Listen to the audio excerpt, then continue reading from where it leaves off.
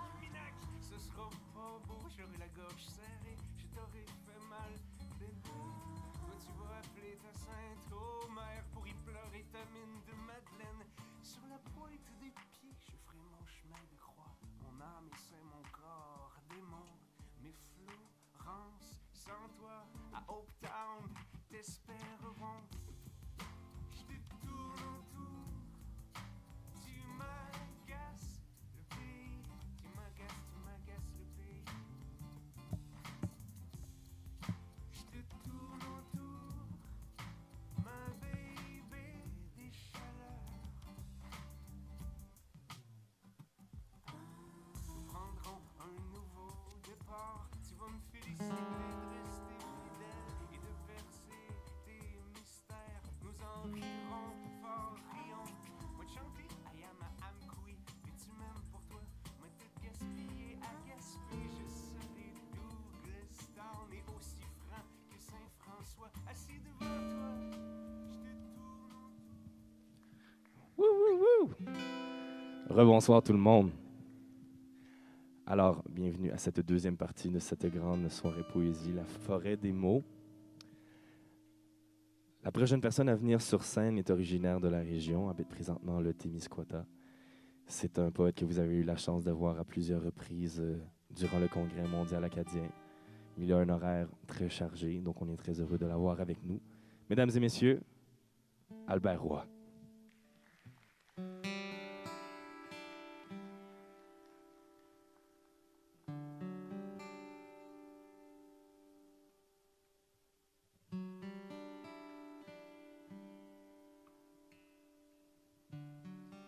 Un jour, je vais grandir.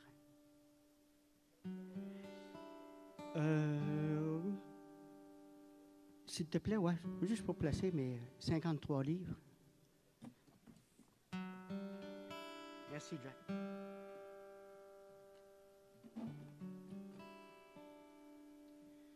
Un toast à la belle jeunesse qui est passée en première partie. Et puis pour les autres, ben, vous vous posez la même question que moi.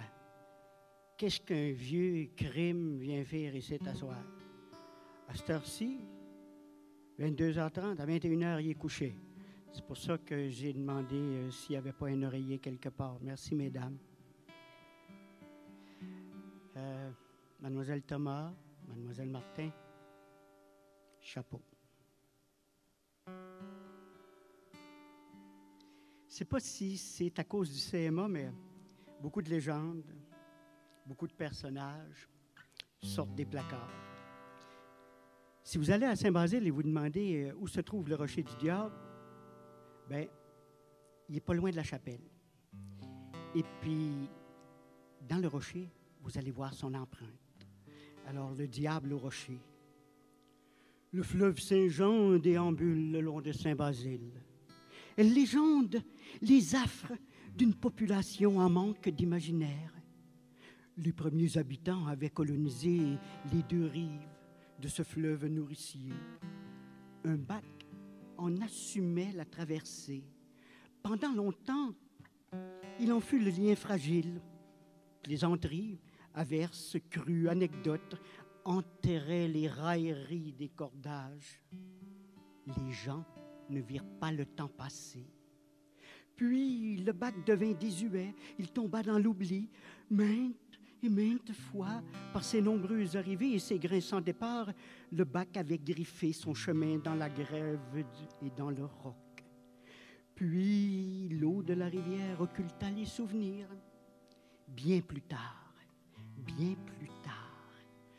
un soir de pleine lune, une belle bande de beaux jeunes, comme Mademoiselle Thomas, comme Mademoiselle Martin.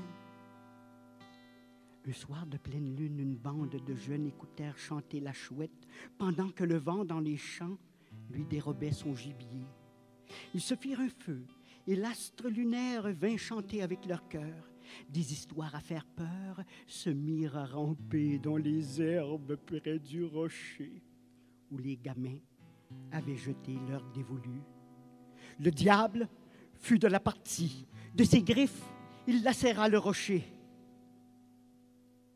Ce soir-là, racontèrent les ados.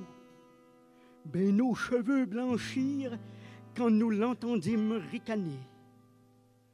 Ben si vous n'en croyez pas ma plume, dirigez vos pas vers le rocher maudit et vous y verrez le sang des jeunes filles ruisseler encore sur le rocher du diable.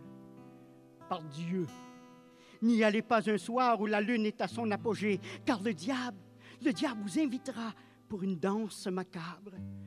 N'oubliez pas que le cimetière est tout près, trop près. Jeunes gens, méfiez-vous. J'ai revu le bac et il assumait une autre traversée, une ultime traversée. Il se dirigeait. Ben demain, j'irai danser avec le diable.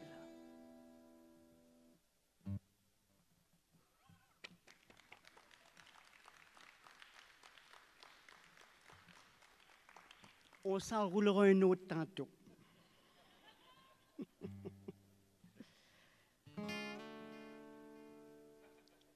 Merci, monsieur le musicien. Vous faites bien les choses. Tu connais-tu qui en vendent du bon? Oui. Regarde, il y a du papier à rouler, mon man.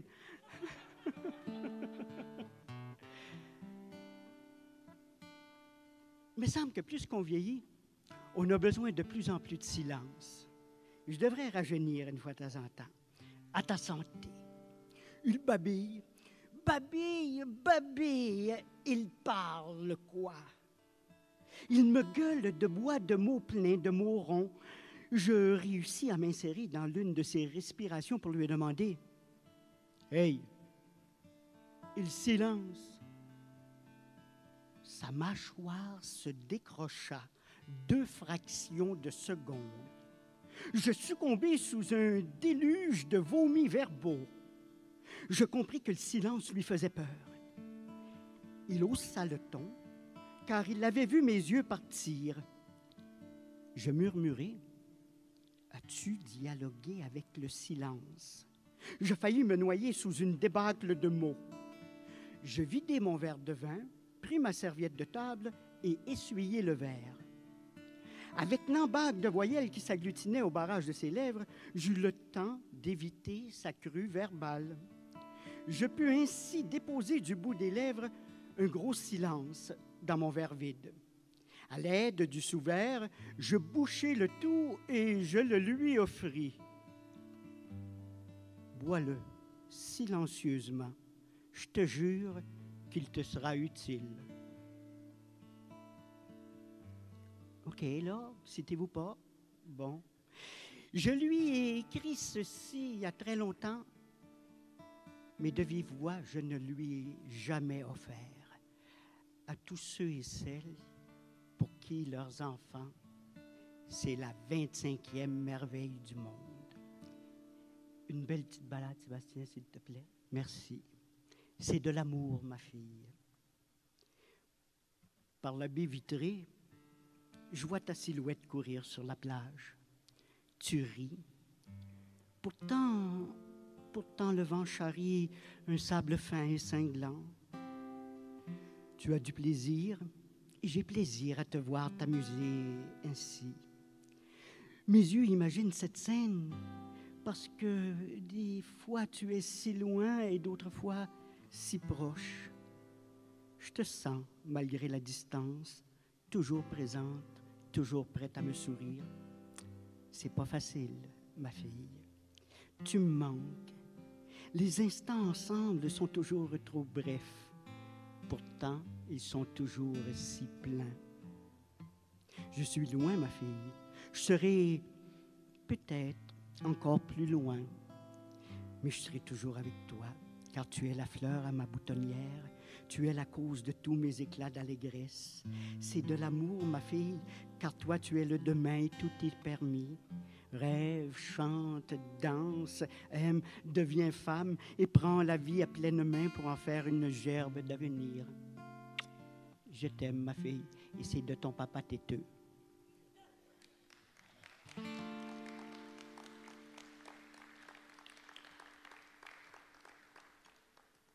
On a parlé beaucoup de l'eau ce soir.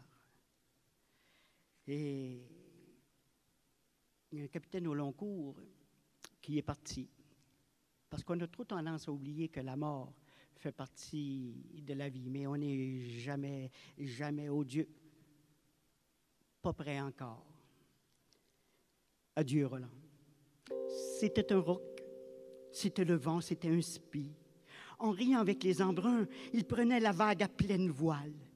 Il te racontait que le castor était mieux que le lapin et que l'étoile des marins pouvait parfois raconter des menteries. C'était un roc, c'était le vent, c'était un spi. Sa vie comme une image surannée des temps pas si lointains où les voiliers se mariaient encore à l'aventure. Sa vie comme des lames de fond te portant vers des îles exotiques. Sa vie, c'était un roc, c'était le vent, c'était un spi. Il te regardait de haut en te faisant croire que tu étais vraiment monté sur une frime de chat. En t'offrant son amitié, comme d'autres un verre d'espérance, il te tendait la main, que la houle t'en chavirait les sentiments. C'était un roc, c'était le vent, c'était un spi. Adieu, capitaine Roland. Mon cœur, s'il vous plaît. Partons, la mer est belle. Embarquons-nous, pêcheurs, guidons notre nacelle, ramons avec ardeur. Ô mailles sont les voiles. Le ciel est pur et beau, je vois briller l'étoile qui guide les matelots. Et c'était un roc, c'était le vent, c'était un spi.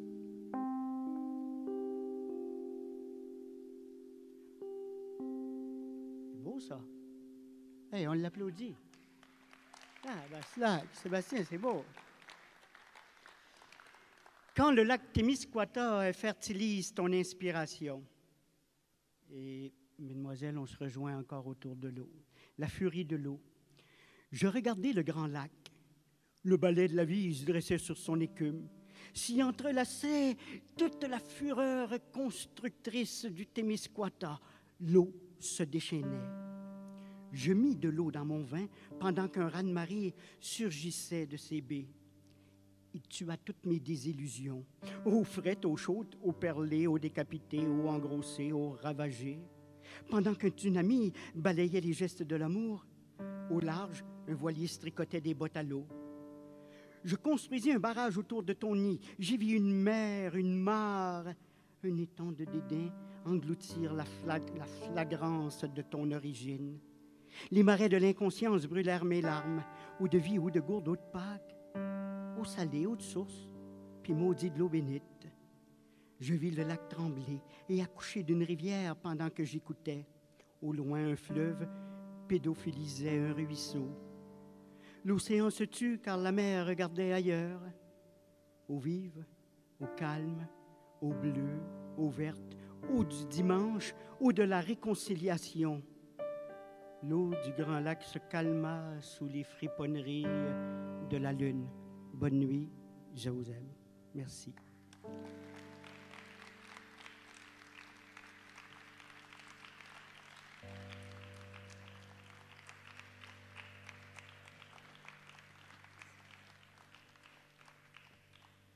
C'était Albert Roy, mesdames et messieurs. Albert Roy.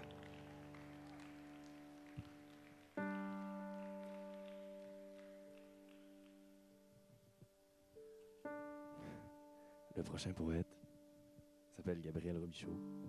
C'est moi.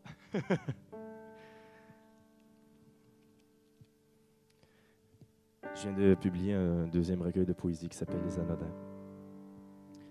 Donc, bienvenue dans ma banlieue crash. Trash. Crasse. Crashing. Ouais, en tout cas, bref. Drive.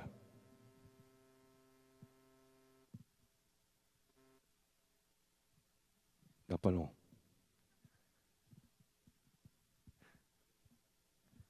C'est correct. Il n'y a pas de presse. Vous allez toujours bien? Good.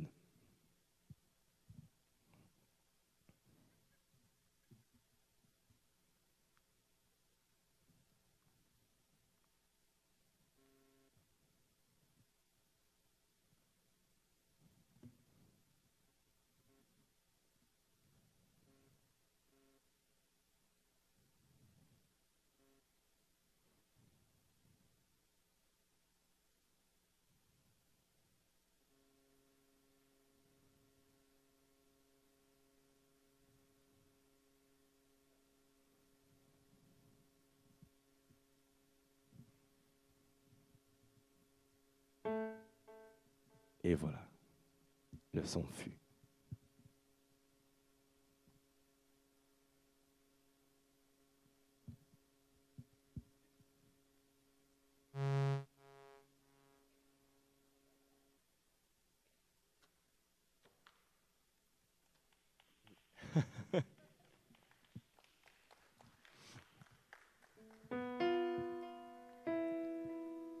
Drive. Les dimanches, avec papa puis maman, on va se promener en char, se payer la vue des maisons qu'on ne pourra jamais s'acheter.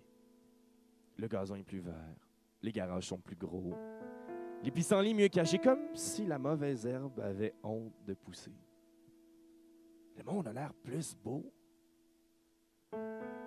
Sur la route, à un moment donné, il y a 2 maisons, avec un pont entre les 2. Ma mère dit qu'il y a une maison pour les parents, puis l'autre pour les grands-parents. Ça doit être ça, être riche. Dans ces moments-là, je marche dans les nuages, je vole comme je peux, puis d'un coup, j'ai hâte au lundi. Mon père ralentit le char. Il y a un gars en monocycle sur le chemin. Je baisse la vitre. Je laisse tomber mon adresse. J'aimerais ça qu'il passe chez nous. Monocycle. Le gars a une roue. Il n'y a pas grand monde qui le connaisse. Mais il y a beaucoup de monde qui lui sourit. Je ne sais pas ce qu'il fait, c'est juste comme ça. Souvent, les chars s'arrêtent pour le laisser passer. Le monde klaxonne, lui font des « allô ». Les parents qui le voient excitent leurs enfants. « Regarde! Regarde! » Des fois, l'enfant s'excite. Des fois, le parent reste excité, lui aussi. Des fois, le parent s'excite tout seul. L'enfant trouve ça drôle. Le gars aussi.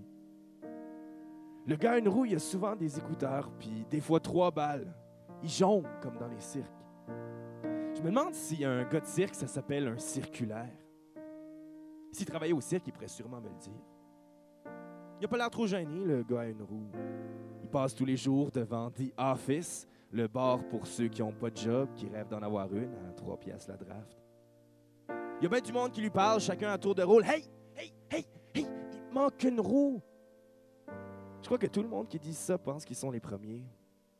Ils ont l'air de se trouver drôles. Le gars à une roue leur répond toujours la même affaire, un petit sourire, puis non, c'est parce que je l'ai acheté à moitié prix. Ça a l'air d'une réponse arrangée, comme s'il était tanné de répondre. S'il était tanné, moi, je comprendrais.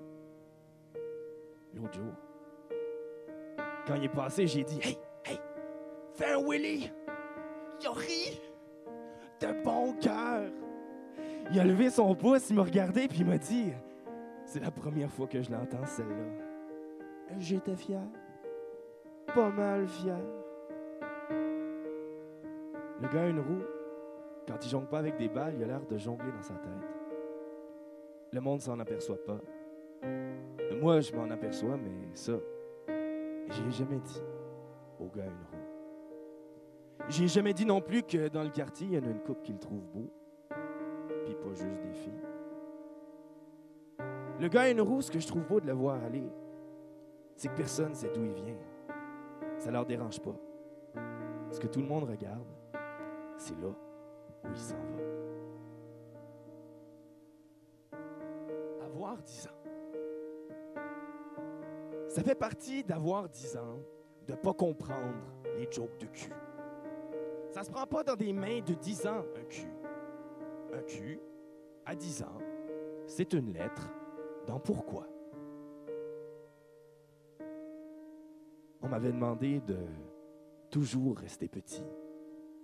Oublie pas, les jours où tu te penseras trop grand, ces jours-là, tu as juste à regarder le ciel pour rapetisser. Malgré ça, j'ai grandi. Le vrai monde, c'est de même que les fakes les appellent pour se sentir moins mal chaque fois qu'ils leur crachent dessus. Moi, là-dedans, je sais pas je suis où. C'est juste que Yel arrive au bon moment. Yel. Elle n'est pas d'ici, mais elle parle pas d'ailleurs. Je pense qu'elle a compris l'ennui. L'ennui, c'est pas l'envie de retourner. c'est la fierté de pouvoir revenir. Elle n'est pas d'ici, mais elle ne parle pas d'ailleurs comme un endroit de bonheur où le mieux se définit dans une existence sans artifice. Elle n'est pas d'ici, mais je pense qu'elle est faite pour rester. Apprendre à frencher. C'était en face de la toilette des filles, la zone interdite. Ça faisait 2 ans que j'avais perdu ma dernière dent, puis c'était 2 semaines avant d'avoir mes premières braces. J'avais lu dans l'avenir que ma vie n'était pas complète encore. J'avais lu dans l'avenir que dans la vie, je n'avais pas encore frenché, puis que c'était mieux de le faire avant d'être bracé. Pour le feeling, pour le trip, pour la drive. Pour toutes les fois où je le ferais une fois bracé comme il faut. Fallait que je m'essaye avant, une première fois, mais je ne savais pas comment. Ça s'est passé là, devant la toilette des filles, dans les escaliers où tout le monde passe pendant notre cours, mon cours d'anglais, son cours de français, comme si nos langues étaient faites pour s'éduquer, step by step. Au moment de tourner, de retourner,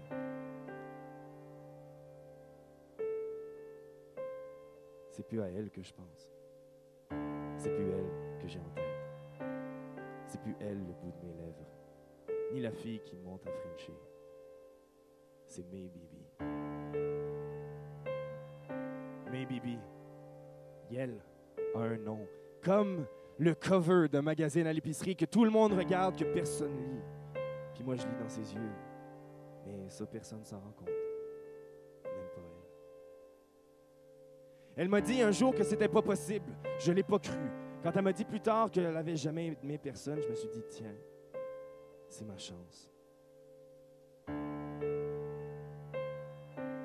Je l'ai depuis 3 heures, je tripe déjà, c'est bien normal. J'y pense depuis 3 ans, ça fait 3 mois que je regarde, ça fait 3 semaines que c'est prévu. C'est pas grand-chose, 4 roues, 4 portes, 5 ceintures usées, rien de spécial, un char usagé. Mais il est à moi tout seul. Puis depuis que je l'ai, je le sais bien que tout est possible. Elle a 16 ans, les yeux bleus, les cheveux longs, un sourire plein d'allure, puis des seins comme ça. Tu me dirais que je l'aime depuis toujours, j'y croirais, je le sais pas. Mais Bibi, qui passe qui elle veut, même les gars fiers, même les moins fiers, même ceux dont personne veut, quand c'est elle qui choisit, tombe pour elle. Elle fait tout le temps ce qu'elle fait de mieux. Des jaloux, des jalouses, entre 2 cœurs brisés. La plotte à taille. Puis moi, j'ai un char, pas juste fait pour ça, mais presque. J'ai tout planifié. La musique, la demande, la route à tracer, même le prix du gaz m'a dit qu'il serait de mon bord. J'ai 16 ans, toutes mes dents, puis l'envie de toi. Je sais pas si t'en veux plus, si oui, je peux m'arranger pour te le donner. J'ai parlé au ciel, il m'a promis des étoiles à soir. Ça tente-tu d'aller faire un flow, même juste se pratiquer, même si c'est interdit, même si on n'y croit pas vraiment? Parce que je t'aime, moi, je pense, puis j'ai envie de te dire que c'est comme ça que je t'aime, moi. Beaucoup. Vraiment. Si tu dis oui, on part en voyage, un back road trip avec toute notre vie en bagage sur le dos, on laisse tout derrière nous autres, puis on s'achète une part d'avenir pour que l'avenir nous appartienne. C'est toi qui décides. Mais décide là parce qu'on ne peut plus attendre. C'est toi qui décides. Si tu peux encore me dire non. Pour la première fois, je remarque la pancarte à l'entrée de la ville. Je savais pas qu'on avait un slogan. Ici, on change pas le monde, mais... Je me surprends à vouloir prendre des drives le dimanche. J'ai aussi de moins en moins hâte au lundi. J'ai changé. Tu disais, un homme qui s'emballe, c'est pas un cadeau. T'avais juste peur que j'explose pour te rendre ton cœur en miettes. T'avais dit que de graver dans un arbre, ça lui faisait pas mal, comme gratter quand ça pique. T'avais dit que l'écorce, ça pousse toujours, que ce qu'on écrit dessus, ce qui reste dedans, ça finit par s'effacer. L'écorce, ça pousse pas. Un jour, May Bibi m'a dit que tes pas sont trop grands. Je peux plus te suivre, même en char. Puis elle est restée derrière. J'ai longtemps regardé le ciel. Ça n'a rien changé. Les Anonymes. Nous autres, on connaît pas les grands mots. On sait raconter les histoires. On le fait comme on peut avec les mots qu'on connaît. Ça nous fait pas peur de pas savoir écrire comme les instruits de la place.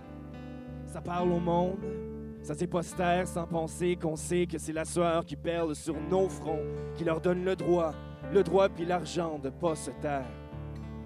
On lit pas des grands livres, mais on connaît toute la lignée qui nous a amenés ici. Puis on s'enligne avec celle qui en construit, qui en construira d'autres. On est peut-être obligé de tout le temps tout manger les croûtes de notre pain puis le marde qu'on nous envoie, mais il n'y a personne qui viendra nous dire qu'on sait rien faire de nos mains. Ils sont trop usés pour mentir puis savent trop se fermer en point pour faire cracher la vérité. Faut savoir se défendre des menteurs de bonne famille. Pour trouver le moyen de prendre la place qu'on veut pas t'allouer, il y a des marques de respect qui se mettent juste à cicatriser dans le fond d'une cour d'école, à coup d'excuse-toi dans sa face. Des coups qui font sortir les mots de l'égalité, des coups qui ferment une partie de ta plaie, des coups qui ouvrent en partie la sienne, des coups qui lui font ravaler les dents qu'il y avait trop dans son sourire.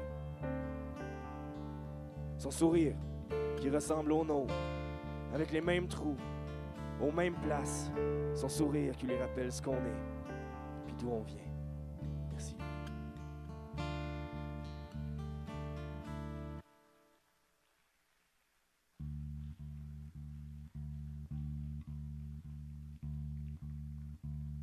La prochaine personne qui va monter sur scène, la deuxième fois que je l'ai rencontrée, en fait, je devais la présenter. J'étais adolescent, on m'avait demandé de lire des textes de la poésie acadienne dans le cadre d'un colloque. Et pour le présenter, il venait de faire un discours absolument formidable avec un abécédaire, un peu comme il a fait dernièrement, mais un autre discours. Et on lui avait présenté avec une énorme présentation. Et moi, j'étais arrivé du haut de mes 16 ans, j'avais dit « Artiste pluridisciplinaire, cette personne est présentement lieutenant-gouverneur du Nouveau-Brunswick. » On avait eu un petit silence de malaise dans la foule, genre « C'est tout? » Quelques années plus tard, j'ai eu la chance de rencontrer cette personne-là pour vrai et d'échanger sur ce moment un peu malaisant où j'avais dû la présenter. Et cette personne m'a dit « Tu sais, Gabriel, la meilleure façon qu'on pourrait me présenter, c'est Herménégilde de Chiasson a écrit. Et il écrit toujours. » Mesdames et messieurs, Herménégilde Chiasson.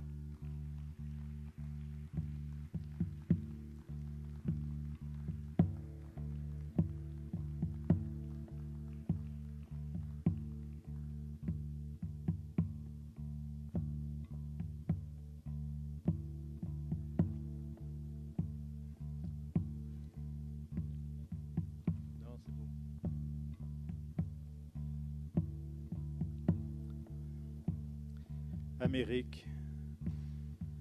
Nous sommes greffés au bord de l'eau comme la soif des oiseaux, inondés. Vague après vague, le ciel devient lumière, devient rose, devient mauve, puis glisse dans l'océan comme une promesse mal contenue.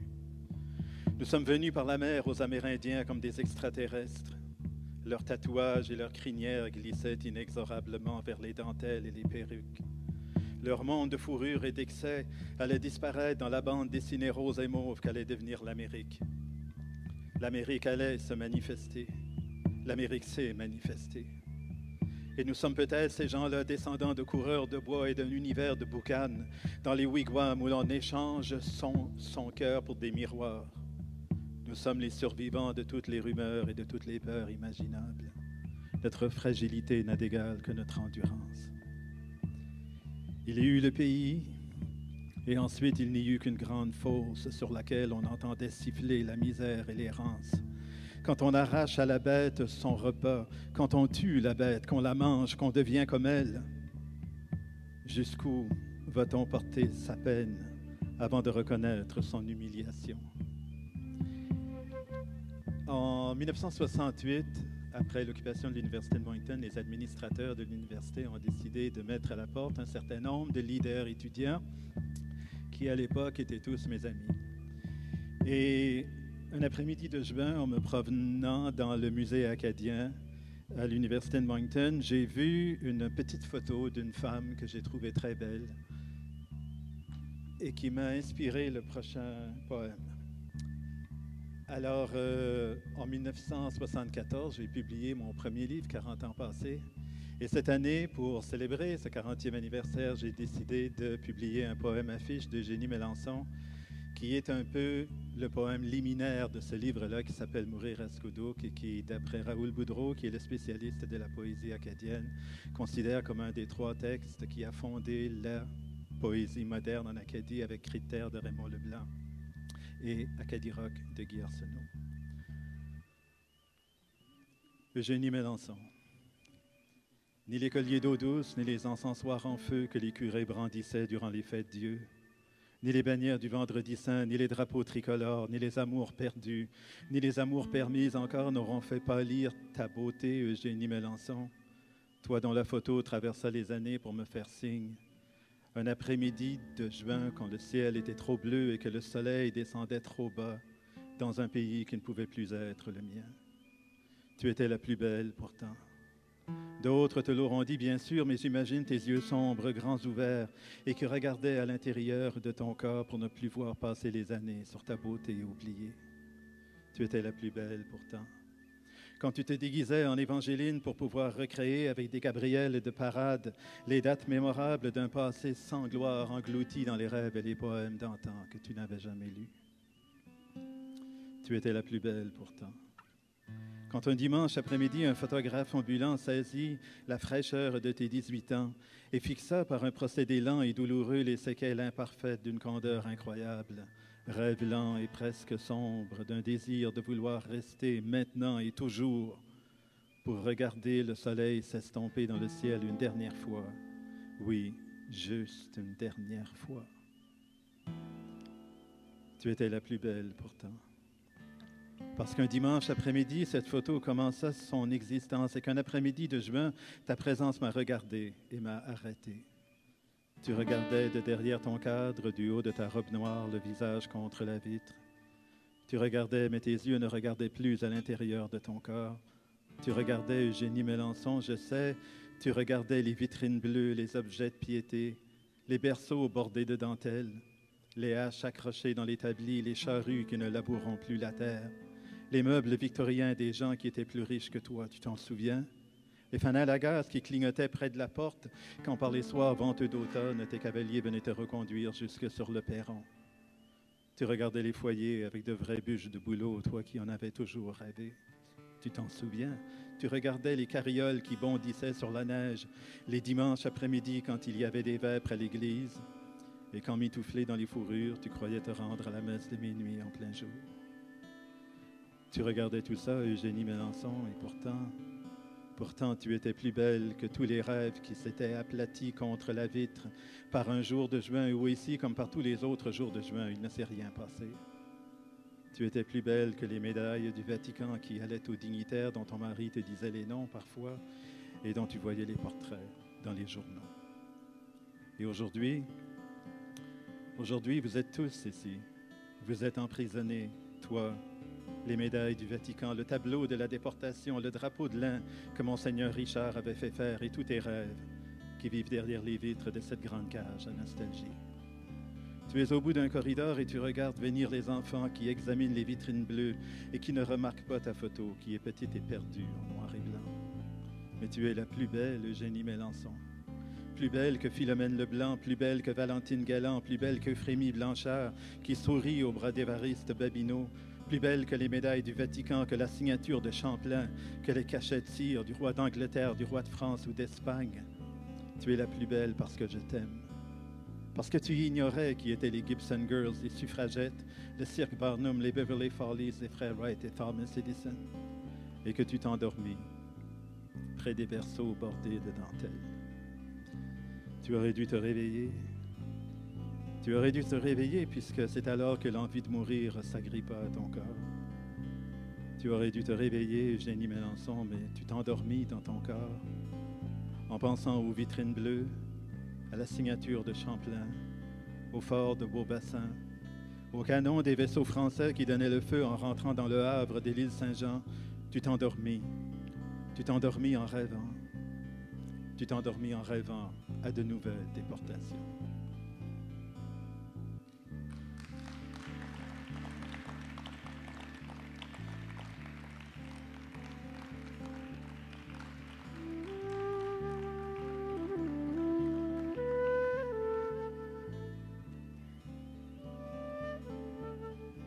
un dernier texte sur l'Amérique. Un temps, l'Amérique. Les sentiers sont retournés à la forêt et les routes à la terre battue. Les autoroutes ont pris le relais, la continuité est assurée, un lien ténu nous unit tous. Il nous reste la route en partage. La route s'impose d'elle-même, elle se prolonge comme un fleuve, une rivière, un cours d'eau. Comme tous ceux qui n'ont pas de pays ou de lieu véritable pour les contenir, il n'y a rien de nouveau à cela. Cela a pris place, cela se poursuit. Nous sommes les héritiers d'un destin, d'un rêve trop grand pour notre mémoire. La continentalité de notre vision n'a pas de prix, pas de prise, pas de prière. Elle est vaste comme le souvenir. Sa nostalgie se jette dans le fleuve de la mélancolie. Nous sommes d'éternels indécis dans un immense comptoir de traite. Où sont les refuges, les feux, les campements, les postes, les raccourcis? D'objet en objet, notre regard se déporte. Il erre, il s'épuise. Et puis nous sortons dans la neige, dans la nuit, dans la mer, dans l'espace, à la rencontre de notre étrangeté. Notre vie est une énigme dont nous ne comprenons plus le dilemme. Notre mémoire se serait-elle emporvée à ce point dans la terre de nos malentendus? Et si oui, en quoi cela nous concerne-t-il, nous qui sommes génétiquement en route vers un Eldorado de pacotille à la recherche de notre vrai visage? Il est tard maintenant. Nous sommes au bord d'une falaise où la route s'est arrêtée. La nuit va jeter son dévolu sur tous les êtres vivants. Les lumières des villes vont s'allumer d'un commun accord. Le courant circulera sur d'autres routes. Les voies seront libres d'accès. Un continent comme une obscure et sourde référence. Une présence gênante à évoquer dans l'agitation continuelle qui nous parcourt. Une terre amnésique dont les arbres ont oublié jusqu'aux racines. Nous vivons à la surface, contents de notre confort, le corps en paix et l'esprit en manque. Les paysages peuvent se modifier à l'infini, les cartes sont faites pour être redessinées. Les édifices ne tiennent jamais longtemps. Nous avons enfoui notre conscience coupable dans la terre et la terre n'oublie jamais. Nous vivons dans l'attente que les choses se calment, que cette vitesse nous ramène au point mort, au point de notre fuite devenue enfin inutile. Dans le flot incongru de sa désolation, parfois, l'Amérique se souvient de cette douleur et des génocides passés qui grondent dans ses sédiments. La marche appliquée des conquérants à détruire, à remodeler, à reconstruire se poursuit. Tant d'ardeur à promouvoir, à imposer, à maintenir un projet dont le brouillon se refait d'heure en heure. Et au loin, dans la nuit, le chant solitaire, l'appel obsédant d'un tambour dans la forêt, pour dire que quelque part, quand il fait bien nuit, dans le secret obscur de sa mémoire, on peut encore entendre, malgré nous, dans le bourdonnement de l'autoroute et malgré le bruit assourdissant des moteurs, le cœur meurtri de cette terre brisée, blessée, qui se souvient toujours de sa promesse infinie.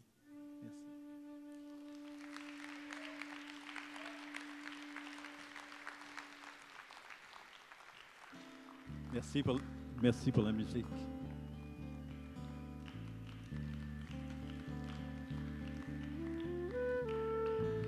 Herménégilde Chiasson, mesdames et messieurs.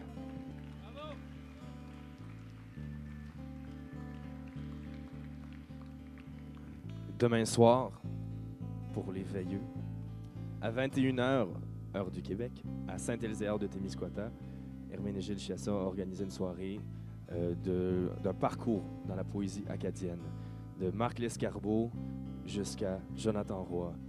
Donc, vous êtes bienvenus à venir. Là, il va y avoir la lecture avec les comédiens Louis Beaulieu, Catherine Kilfoyle, Marcia Babineau et moi-même. Il va y avoir aussi des éclairages de Marc Paulin. Et tout ça sous la direction d'Herménégilde Chiasson. Donc, c'est la plug pour demain soir.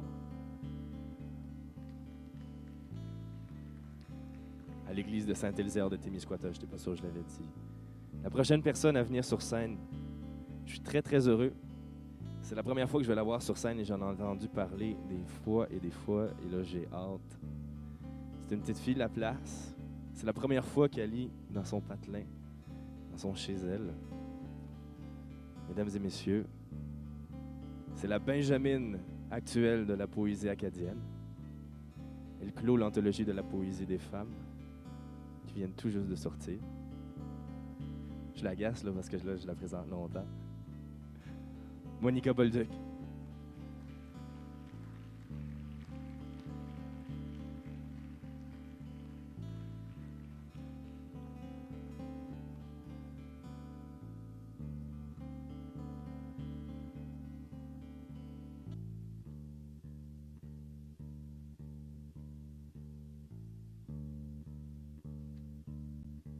Call Center 1. Smoking, no smoking. Du papier cheap sur un bol de toilette sale. Du sang par terre. De la marde sur le bord. Ça coule. Ça tourbillonne. Ça ressemble à ma tête. Pleine de sang. Pleine de marde. Mettre du papier cheap. Cacher la saleté. Chier ce qu'on n'a pas la force de dire. Pendant que ça coule. Que ça tourbillonne.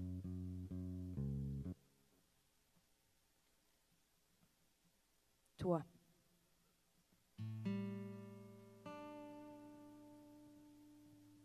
Toi. Tu comprendrais pas mes poèmes. Tu comprendrais pas que j'arrête quand le train passe. Parce que j'aime le son. Parce que ça me rappelle le terrain de mes grands-parents. Les jours rouges d'avoir trop joué. Les petits pois frais du jardin, à côté de la rivière. L'herbe fraîchement coupée. Le train qui passait pas assez souvent. Tu comprendrais pas que ça me rappelle le dead-end inondé des crépitements des rails, que ça me rappelle les marches froides de décembre, sous comme des bottes, direction Robinson Court, avec lui. Mais toi, tu comprendrais pas ça, que je souffre quand le train passe. Parce que ça me rappelle à quel point je l'ai aimé, lui.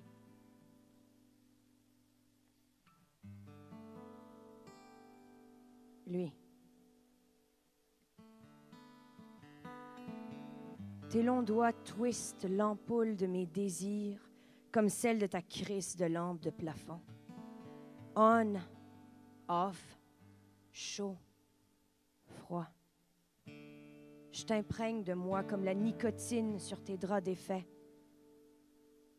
La voix de Tom Waits se plaque contre les murs. Ton sexe incandescent pointe vers le mien. La fin du plafond spine en perdre le nord. Tu m'imprègnes de toi. Tes longs doigts glissent sur les montagnes de mes hanches. Friction. Langue. Je pars. Tu disparais. Tu effaces chaque parcelle de mon existence, chaque preuve de quasi-bonheur. Tes longs doigts me twistent comme l'ampoule de ta crise de lampe de plafond, qui tremble encore au beat de Tom Waits.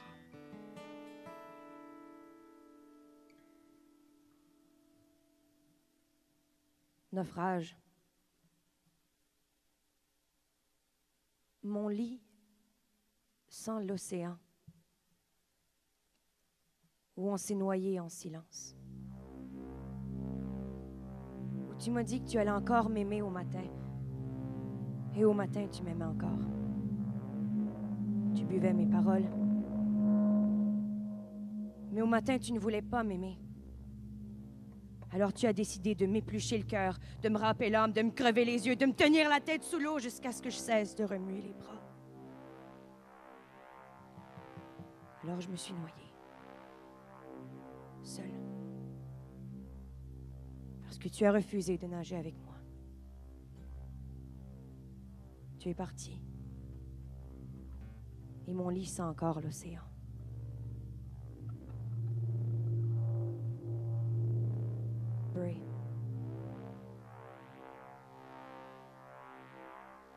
La lune résonne dans mes veines pleines de goudron, de la suie sous les paupières épaisses, les pieds collés à l'asphalte humide et la main qui ne veut pas lâcher la poignée de ta porte pour une dernière fois.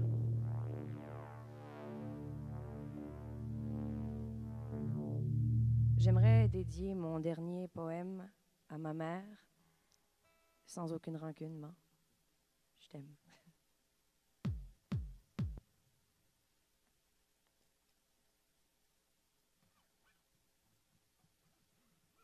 Tu vas être belle, ou The Twisted Code of Women.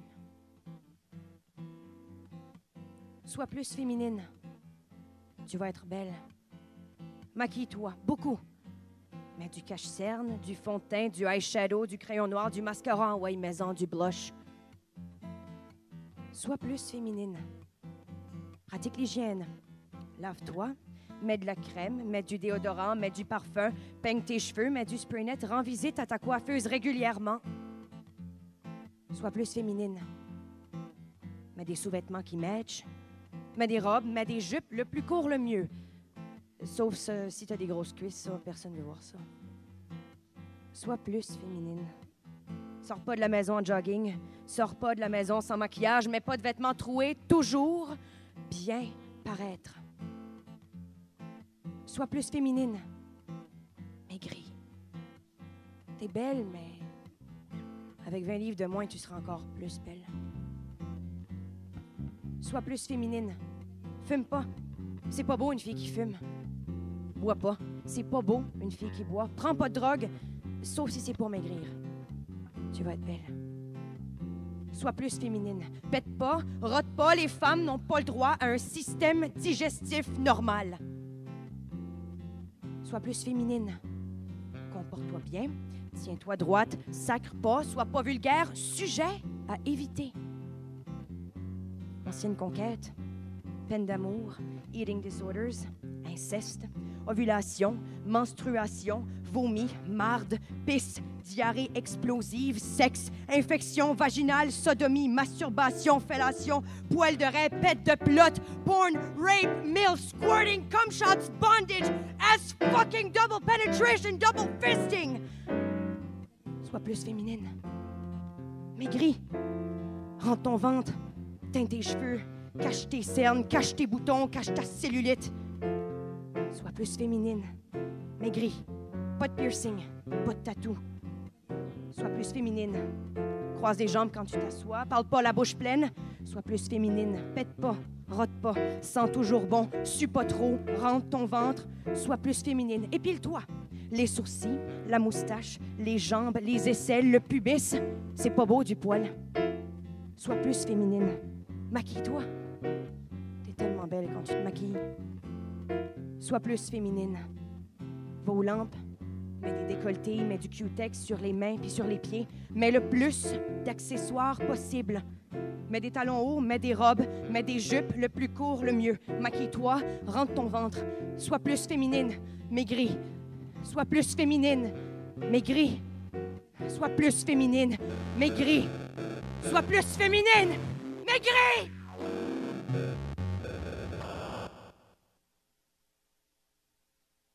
Mais surtout, sois toi-même. Merci.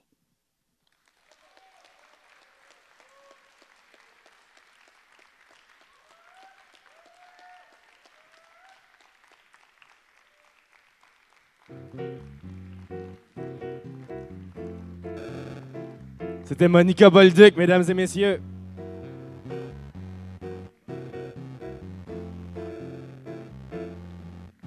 C'est ce qui clôt notre soirée de poésie, notre forêt des mots. Merci à tous les poètes qui sont venus sur scène. Jonathan Roy, Chani Martin, Jean-Philippe Rèche, Joanie Thomas, Albert Roy, Gabriel Robichaud, Herménégilde Chiasson et Monica Bolduc. Merci pour vos mots. Merci Sébastien Michaud à la musique. Merci Jonah Haché aux projections. Merci Jacques Gautreau à la réalisation et à la permission de cette soirée. Merci Maxime Collin au son. Merci à vous d'être là. Bonne fin de soirée.